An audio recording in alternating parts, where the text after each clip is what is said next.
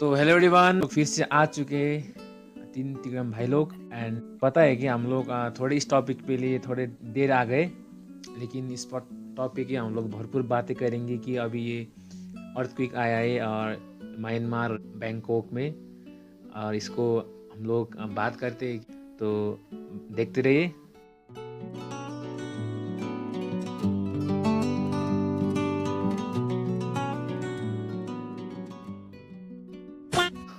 तो भाई लोग, अभी तुम लोग देखा ही है कि अभी बैंकॉक और म्यांमार में अभी पूरा अर्थक्वेक आएगा 7.7 मैग्नीट्यूड का। अपनी अपनी रिव्यू देंगे कि क्या सीन हो रहा है अभी। तो अब मैं शुरू करता हूँ कि जैसे 28 मार्च को है ना, 28 मार्च को 12:50 में आया था मेरे हिसाब से, उस वही टाइमिंग पे आया था, तो दोपहर के। और मतलब बड़ा अर्थक्वेक आया था, क्योंकि 7.7 मैग्नीट्यूड मतलब काफी बड़ा अर्थक्वेक आया होगा, है ना। इमेजिन कर सकते हो कितना बड़ा हो सकता है। तो ऐसा बड़ा अर्थक्वेक के हिट करने से, है ना, म्यांमार और बैंकॉक जो कि थाईलैंड में है, डिफरेंट कंट्री में, पर उसमें भी बहुत असर पड़ा है ना। क्योंकि बैंकॉक एक बड़ा सिटी है, तो वहाँ पे बिल्डिंग्स वगैरह भी बड़े होंगे, तो ऑब्वियस सी बात है पॉपुलेशन भी ज़्यादा होगा, बहुत इफेक्ट पड़ा है उस पर भी। और बाकी ये अपने म्यांमार में तो बहुत ज़्यादा ही क्षति पहुंचा है। जैसे लोग तो मरे ही हैं, साथ में प्रॉपर्टी, रोड सब खराब हो गए, बिल्डिंग्स गिरते हुए दिख रहे थे हमें, है ना, पिक्चर्स। तो ऐसा मतलब बहुत, मतलब क्या बोलते हैं इसको, ये बहुत ही खराब हुआ वो, है ना। तो बुरा लगता है दिल से, ऐसा मतलब लोग रो रहे होते हैं क्या, सड़क पे चल रहे थे। तो अभी काफी सारे डिस्कवर करने को भी रहते हैं, है ना। तो जैसे मैंने कल रिपोर्ट पढ़ा था, उस वक्त तक तो 1600 डेड बोल रहे थे, तो अभी पता नहीं कितना हुआ। और उनका कहना है कि मतलब कम से कम भी 10,000 डेथ्स हो सकते हैं।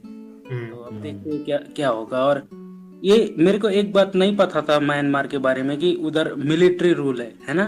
मिलिट्री रूल है, और वो मिलिट्री रूल होने के कारण उनके पास इतना इक्विपमेंट भी नहीं था, और उन्होंने दूसरे कंट्री से भी थोड़ा मदद मांगा है, ऐसा भी सुना है मैंने। तो इस पे भी किसी को पता हो तो बताओ, तुम दोनों में से क्या है, ये भी है क्या ना है कि ये म्यांमार एशिया का एक उतना भी पर अच्छा कंट्री भी नहीं है ना, तो एशिया के हिसाब से तो अभी उनका ये भी देख सकते, इंफ्रास्ट्रक्चर भी उतना अच्छा भी नहीं है, क्योंकि बिल्डिंग बहुत टूट रहा था। 32 बिल्डिंग का यार, स्लेब का बिल्डिंग पूरा ढल गया वहाँ पे। तो वहाँ पर लो कॉस्ट के हिसाब से इंफ्रास्ट्रक्चर भी अच्छा नहीं है ना। मैं थोड़ा स्टार्ट करता हूँ कि जो अर्थक्वेक है वो तो नेचुरल फिनोमेना है, वो हम सबको पता है कैसे होता है। और इसके शिकार इस बार म्यांमार और बैंकॉक हुए हैं।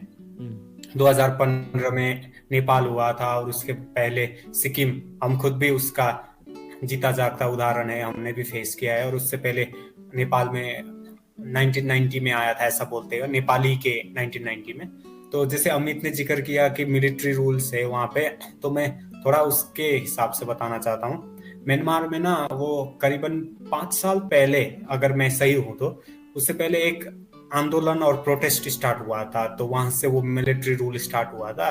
तो बोलते हैं ना कि मिलिट्री रूल स्टार्ट होने से सब कुछ एक स्ट्रिक्ट नेचर और डिसिप्लिन में जाता है, और वो इतना स्ट्रिक्ट नेचर भी अच्छा नहीं देता है, जैसे अमित ने उसका एग्जाम्पल दे दिया।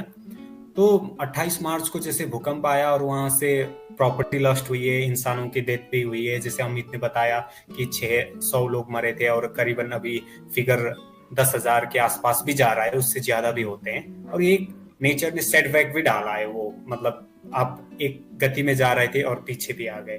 तो मुझे तो यही कहना है कि जैसे 5 जोन होते हैं अर्थक्वेक के, जैसे भारत में भी 5 जोन है, जिसमें सिक्किम 4th जोन में आता है ऐसा लगता है, और उसको देखना पड़ेगा। और जोन 2 उतना वर्नरेबल नहीं है, मतलब उसमें उतना डेंजर नहीं होता है, पर जोन 5 और 4 बहुत डेंजर है। और मैंने ये भी सुना था कि म्यांमार उस जोन में नहीं आता है, जोन 2 या 3 में आता है, पर इसके बावजूद भी 7.7 आना, मतलब ये ना हमें एक शिक्षा देती है कि हिमाचल वाले, जम्मू एंड कश्मीर वाले, सिक्किम वालों को जब भी घर बनाए, जब भी कोई चीज बनाए, बिल्डिंग वगैरह या अपना कुछ देखे, रोड वगैरह, फिगर बिल्डिंग, तो हमें इसको भी ध्यान में रखना होगा। तो इसमें भी ध्यान में रखना होगा। इंजीनियरिंग को बहुत ध्यान में रखना होगा, क्योंकि यहाँ पे ना लाइफ देते हैं, और अर्थक्वेक से ज्यादा ना इंसान पैनिक होके भी मरते हैं। जैसे अर्थक्वेक एक फिनोमिनन है, उसके बाद यही होता है। और दूसरी बात, पिछले हमने एक वीडियो बनाया था ना कि डीप सी क्रिएचर बाहर आ रहे हैं सर्कल में, अमित जी ने बताया था कि कुछ बड़ा नेचुरल फिनोमिनन होने वाला है। तो इससे भी जोड़ सकते हैं, पर मैं ये नहीं कह रहा हूँ कि 100% जोड़ेंगे, बट 20% जोड़ के भी देख सकते हैं पर्सपेक्टिव से भी। तो मैं यही कहना चाहता हूँ, और लोगों से भी यही अपील है कि ऐसे नेचुरल डिजास्टर हम सबके बस में है नहीं, कब कहाँ पे आएंगे, तो उससे थोड़ा सतर्क रहे, सावधान रहे, और आने वाले फ्यूचर के बारे में सोच के अपने हिसाब से कार्य करें। अब तो गाइज हम लोग ने पूरा डिस्कस भी कर लिया है कि कैसा सीन चल रहा है म्यांमार और बैंकॉक के हिसाब से। एंड सुनने आया है कि भाई लोग ने बताया भी कि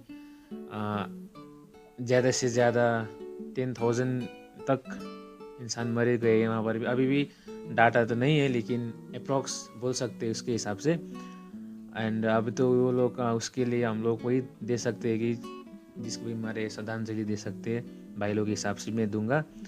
एंड देखते हैं अभी वो लोग कैसे उस प्रॉब्लम को सॉल्व करते हैं, एंड कि वो लोग जल्दी करें। एंड जितना भी अभी मिसिंग हुआ है उसको भी जल्दी से जल्दी मिल करके एंड आगे चले गए। तो thank you for watching our video. मिलते हैं अभी नए वीडियो के साथ। तो मिलते हैं, बाय बाय। बाय।